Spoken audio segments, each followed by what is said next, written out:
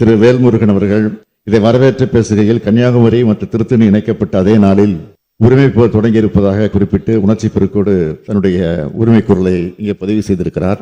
அதேபோல திரு ER ஈஸ்வரன் அவர்கள் இந்த பிரச்சனையை அரசியல் ரீதியாக பார்க்காமல் தமிழக மீனவர்கள் மற்றும் படகுகள் தொடர்ந்து சிறைபிடிக்கப்பட்டு வருவதை பற்றி குறிப்பிட்டு வரவேற்று பேசியிருக்கிறார்கள்.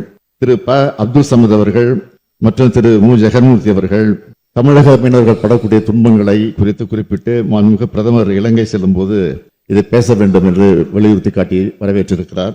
டாக்டர் சதன் திருமலைக்குமார் அவர்கள் திரு வைகோ அவர்கள் நாடாளுமன்றத்தில் வலியுறுத்தி பேசியதை குறிப்பிட்டு அதை வரவேற்றிருக்கிறார்கள். மாண்புமிகு உறுப்பினர் ராமச்சந்திரன் அவர்கள் உரையாற்றுகையில் 1974 மற்றும் 76 ஆண்டுகளில் போடப்பட்டிருக்கக்கூடிய ஒப்பந்தங்கள் குறித்து விரிவாக உரையாற்றிய கருத்துக்களை தெரிவித்து வரவேற்றிருக்கிறார்.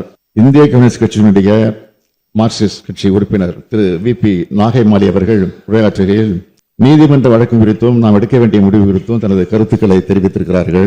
திரு SS பாலாஜி அவர்கள் உரையாற்றுகையில் தமிழக அரசோடு கலந்து ஆலோசிக்காமல் நாடாளுமன்றத்தின் உரிய வகையில் ஒப்புதல் பெறாமல் 1974 ஆண்டு போடப்பட்ட ஒப்பந்தம் குறித்து வெளியில் பரப்பப்படும் உண்மைக்கு மாறான செய்திகள் குறித்தும் விரிவாக பேசியிருக்கிறார்.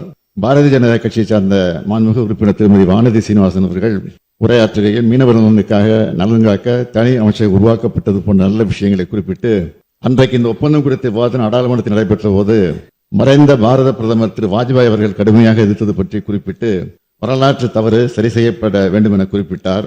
எங்களால் ஏலும் என்று சொல்பவர்கள் கடந்த 10 ஆண்டுகளாக அன்றைக்கு ஆட்சியில் இருந்தவர்கள் வலியுறுத்திய போதும் இப்போது கடந்த 4 ஆண்டுகளாக நாங்கள் வலியுறுத்தி வருகிற போதும் ஒன்றிய அரசு செவிசாய்க்கவில்லை.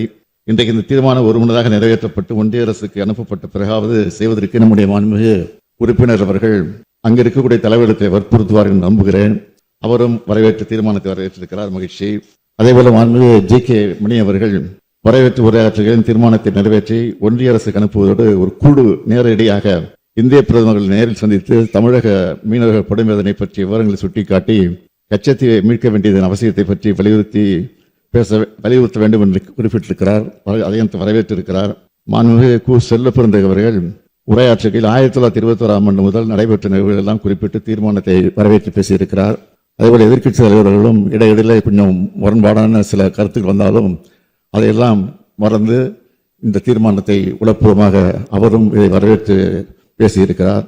அத்தனை பேருக்கும் இந்த நேரத்தில் நான் தமிழ்நாட்டு மக்களின் சார்பில் தமிழக மீனவர்கள் சார்பில் என்னுடைய இதயபூர்வமான நன்றியை தெரிவித்துக் கொள்கிறேன். மாண்புமிகு முதலமைச்சர் அவர்களின் தீர்மானம் பேரவையின் முடிவுக்கு விடப்படுகிறது. ஏற்போர் ஆம் என்க, மறுப்போர் இல்லை என்க. மறுப்போரே இல்லை என்று கருதுகிறேன். மறுப்போரே இல்லை. தீர்மானம் ஒருமனதாக நிறைவேறியது.